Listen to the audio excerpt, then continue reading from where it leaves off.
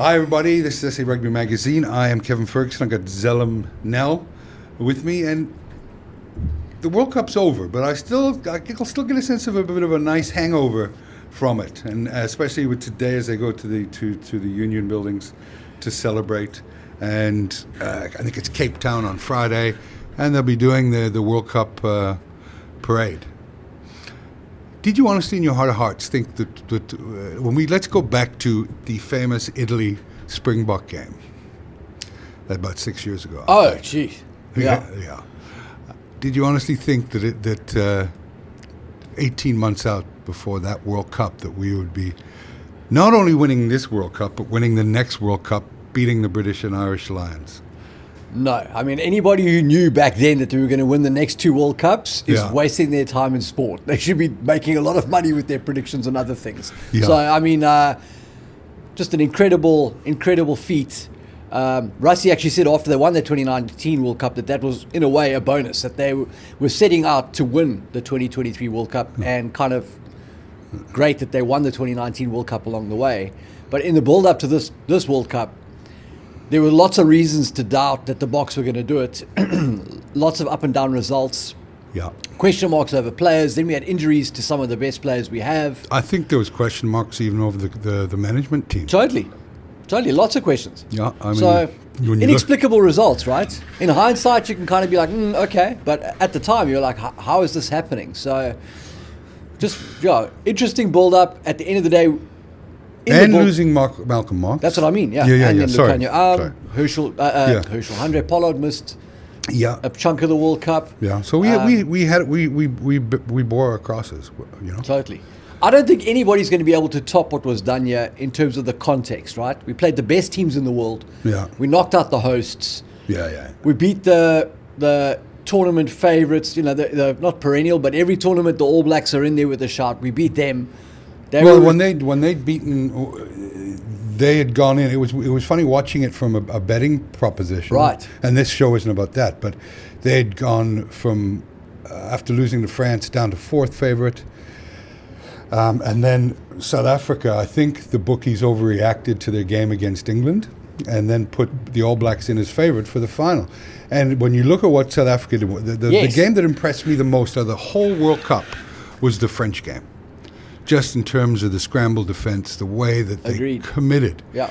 It's no wonder that they didn't give England the hiding that they usually deserve and get from us. Spot on. It's because we had nothing left in the tank. Spot on. But listen, in the build-up to that final, when we did the show, we spoke about the context of the final. If they'd gone straight from the quarterfinal to the final, it would have been a very different outlook. When the Boks struggled against England and the All Blacks smashed Argentina, everybody's perception changed in that week, and it suddenly became the All Blacks a favourite to win and the Boks were outsiders. And I think that was a mistake because, as has been proven, the Boks know how to win World Cups. They sure do, for them. Let me ask you a few questions then. Who were your top 3 players that had the biggest impact? I know it's a difficult question to ask, considering this team and how representative all court it is. Press, right? Everybody contributed. Yeah, but if you have to, you have to pick 3. Yep. Who would they be? And then what was your disappointment? Who was your most disappointing player? Okay, so the 3 guys that I think were, for me, the most crucial was Bongi and Mbonambi. Yeah. Okay, he doesn't get enough credit. That guy literally carried the World Cup on his shoulders. As much as Dion Fried did an incredible job in the final to play 78 minutes as a flanker, it was obvious that we couldn't win lineouts with him throwing the ball in. So Bongi's health and the responsibility that he took and the way that he led, for me, phenomenal. Yeah. Okay, Handré Pollard came back in and didn't miss a kick. I think it was 14 or something. Guy was an absolute sniper walking back. I hear he's starring in Pitch Perfect 4. Exactly, mate. He's the next Zac Efron. So that he must have watched the kicking lesson I gave him. Once he saw that video, he was like, I know exactly where I've been getting it wrong. Exactly. So for me, he was massively crucial. When you win 3 playoff games in a row by 1 point, it's the goal kicker. Your team has to put him there, but he has to kick the kicks, and he was flawless. Yeah. And confident. It wasn't like, with the exception of the first 2 in the World Cup final, throughout that World Cup, he kicked it like there was no doubt that that ball was going through between the sticks. Any time you step up, how many minutes were left in the England game? About 5, 6 minutes? Yeah. And you kick a ball 51 meters. I mean... On a ticky. Just crazy. Bang. Yeah. Everybody knew he was going to make it. Yep. That doesn't happen with any other team, I'm afraid. Sorry. Yeah. So, he's okay, so I get that. And then the third guy, it's probably not going to be on anybody else's radar, but for me, Francois Haber, the scrum was central to our success, our ability to milk penalties when we needed them. He was the constant, right? He was the guy that just held and anchored that scrum. Obviously, make a case for Sia Kolisi as an inspirational leader, great player. Blah, blah, blah. There are tons of, you can make a case for a million guys there. Look, it's almost an unfair question to ask you, but I'm just curious. Yeah, those would be my three guys, but that's very much personal opinion, personal preference. Yeah. Would be those guys, Bongi, Handre, and Francois Haber. And then nobody in the World Cup disappointed me. No. I was disappointed that Moody didn't get more of an opportunity. Yeah. That's a good answer. I feel like he's a great player, one for the future. I think he's going to be a superstar. Difficult to knock out KLA and Colby. And it's pretty easy to jump on the Willie Leroux bandwagon and say he disappointed, but he is a guy in the twilight of his career. He wasn't there because he was going to sprint away from anyone or sidestep anybody. He was there for his experience, and he contributed when he was called upon. So, well, I think maybe that again is another unfair question because it's a bit divisive for me. But you're right. I like it though. Yeah, I know you do. I do know you. But you're right. I mean, there wasn't anybody that stood up and said, "Geez, they had a bad World Cup." No. And this like Mostet. We talk about the engine on that guy. It just doesn't end. It doesn't stop. Peter Steff, Eben, Sia, inspirational. Banambi, for sure. Faf, when he came on against England, his kicking was much more tactical and strategic than Reinach. Yeah. So, there isn't. You go through the list. There wasn't anybody that had a bad World Cup. And big shout out to Rassie. I've knocked him a bit this year, but that guy's untouchable right now. Absolutely. It's like back-to-back World Cups, and you think it's. I don't know Rassie, but I know a lot went on in his personal life this year, and wasn't all great news. He did that thing on MTV where he exposed a bit of his soul on SuperSport or whatever, that documentary. And when you look at it now, it's kind of ironic that the biggest part of his distraction personally was that the Nick Berry incident, and just look at how little penalties we got in that World Cup or sending off and stuff. Totally. The combination of how much of that effort that he put in and the pure genius of the man went into making referees maybe referee us more fairly than they had been, because there certainly seemed to be a bit of a bias towards South Africa. Well, I've never seen 50-50 calls go for us like they did at this World Cup. Yeah. I've never ever, I'm not on the bandwagon where refs are out to get us, but it's customary as a Bok fan to be like, we didn't get the 50-50 calls after a game. That's how you generally feel. Yeah. To get 3 games in a row where I felt like the calls pretty much went our way was something else. So the England game, you could argue probably not so much. Yeah. But in that France game and in the final, I mean, look, I was so worried that South Africa were going to be playing against 17 men, in that quarterfinal. And I'm glad it was the quarterfinal, because if I think it was the 14, if it was in the final, then maybe it would have been 18 men they were playing. Exactly. Against, I don't think that anyone would have beaten France in a final, which is why the way that the World Cup playoff shaped out, where we lost to Ireland and ended up getting France in the quarters, I think was, for me, the most decisive result for us. Yeah. Just coming back to the referees thing, I don't know so much whether it changed the way referees were going to officiate the box, but I do think it certainly created a lot of clarity where there was ambiguity around who is accountable, how accountable are they, what is the process for reporting this stuff, can we expect to get answers to these questions, how many questions can we submit without ruffling feathers. I think it really sort of brushed away a lot of bureaucratic crap of 25 years of the game switching from amateur to pro in terms of the relationship between coaches and World Rugby and the referees. And I think it got Rassie on the phone directly with Joel Jutke at World Rugby, and he said, okay, listen, this is how it's going to work. After a game, if you've got problems, send us up to X questions, raise them, this is how you raise them, and this is our commitment to return to you with answers. So I think it really streamlined the process, and I think that would have given Rassie clarity, because he's a guy who really dives deep into referee trends, how they referee different aspects of the game. Jeez, dude, he was a guy that was coaching from the top of the Free State Stadium. Exactly. Years ago. Exactly. So it's not as if he doesn't have that sort of analytical brain. No. He's way ahead of the game. So I think it just created some clarity there for him. Okay. If you were to pick an MVP, who's that going to be?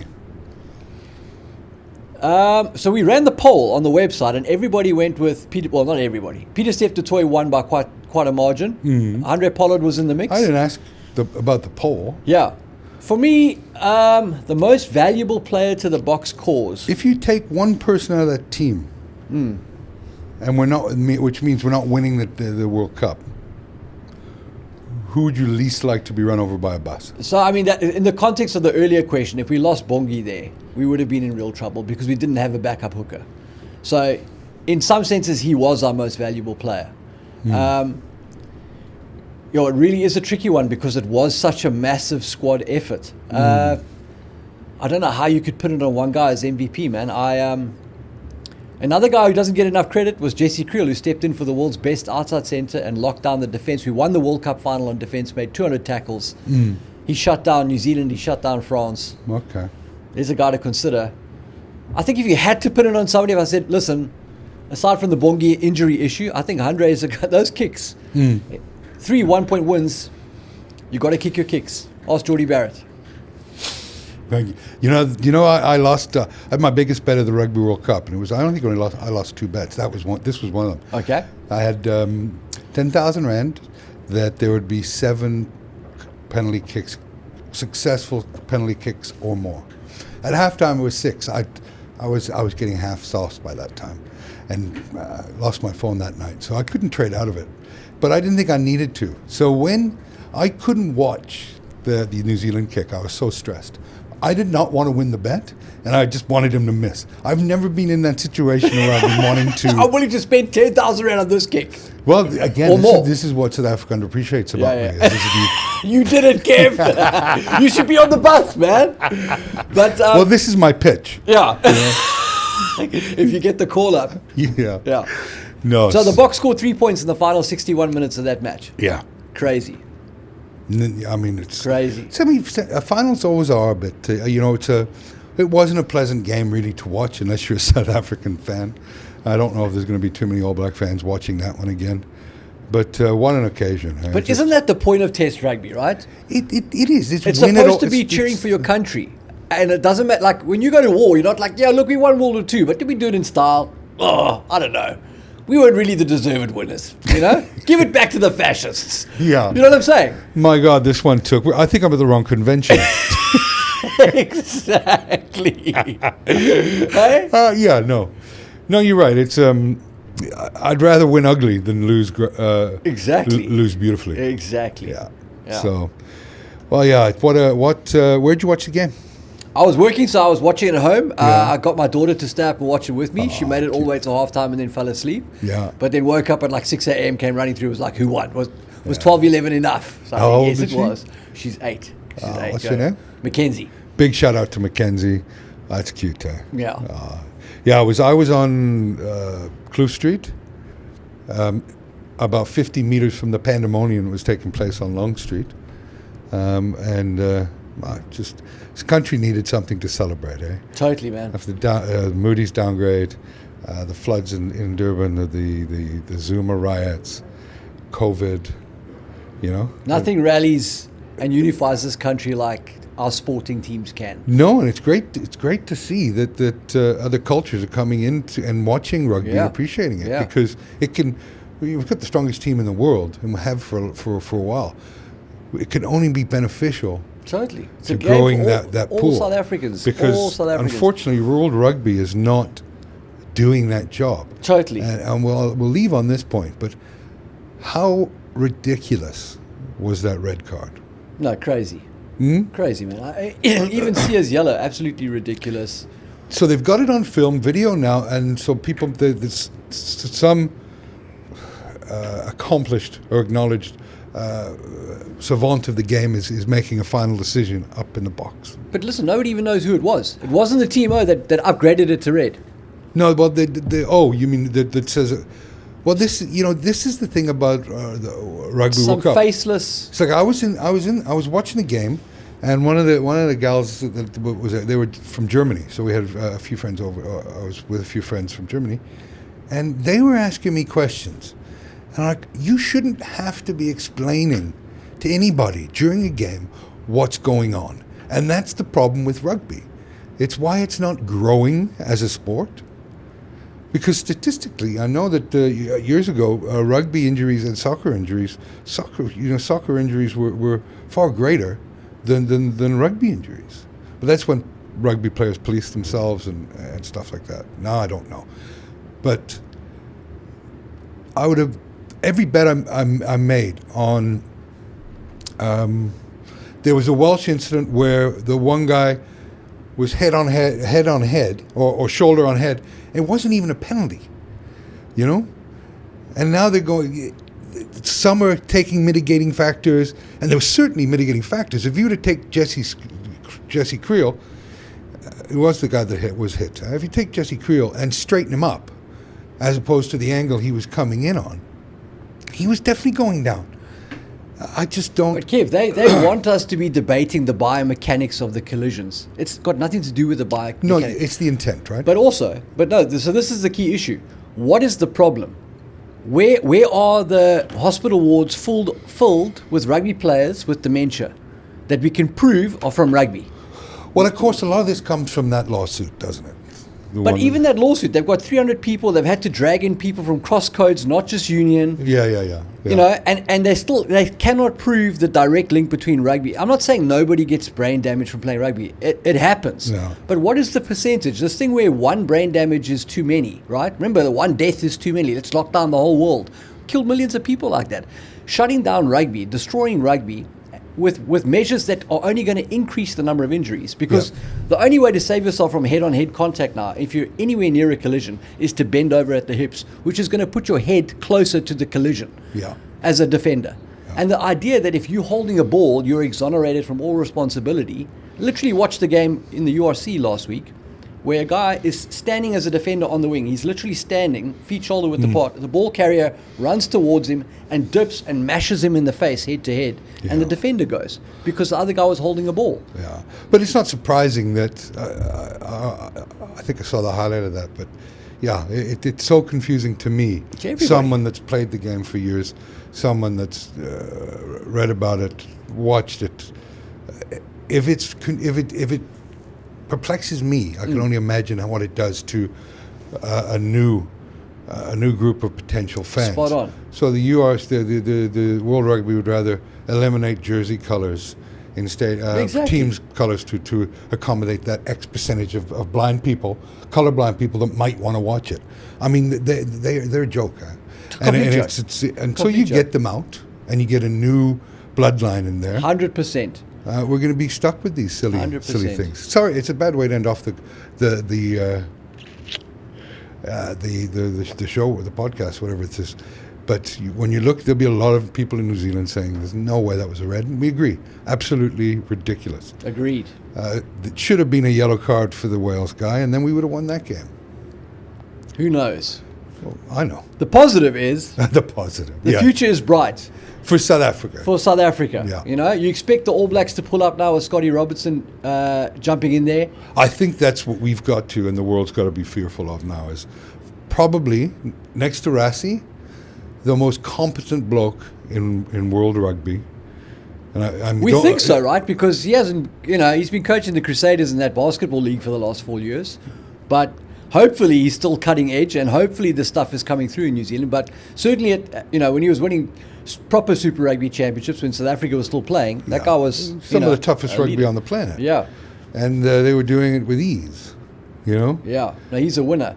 Interesting that Jacques... chicken dinner. Exactly. Yeah. Interesting that Jacques has hinted at his Bok career may not be over. Not sure what that means. He's on his way to Leinster. All of these guys have get-out clauses for international opportunities. I don't know really what that means. Whether Jacques is back in time for the next World Cup, whether Jacques is back in the next 3 months, I don't know. And then... Well, that to me, that message tells me if he is back in the mix for the Bok job, that would mean that Rassie's going to stay as well. Well, yeah. And that would mean that they were very unsure of their footing just before the World Cup. And with I know that there was tensions reported about him and bringing SA Rugby into disrepute with his the video. rants and raves. Yeah, and he was bringing them into disrepute. So that I would say maybe there's what do you do? Who do you bring in now? If you're SA Rugby. Yeah, who do you bring in now? Yeah, look, I don't have the answer to that question. The fact that Ireland have just appointed David Humphreys, or reportedly going to appoint David Humphreys as the new high-performance guy there to take over from David Nusifora, that's a job that I thought Rassie was going to step into. Jacques going to Leinster and that position becoming available, if you put one and one together, I thought it was going to be Rassie and Jacques in Ireland and potentially moving Ireland to the next World Cup.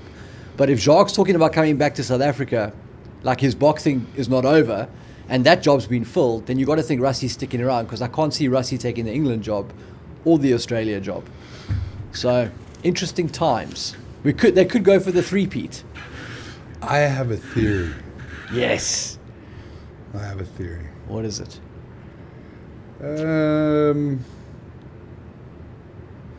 You're making it up, Kev. No, I'm not. I'm not. I'll share it with you. I'll write it down and tell you it, and we'll cover it on the next show. Cool. Because I don't want to. Cool. I don't want to give some of my contacts away. I have a theory. Okay, bud. What a great. Thanks for coming in and. Good chat. Vote appropriately on that. Good luck with the car. Yeah, that's something I've got to spend a couple hours in a day. So don't do me bad. Thanks everybody, and well done, Springboks. Amazing, Yes. man. Absolutely amazing.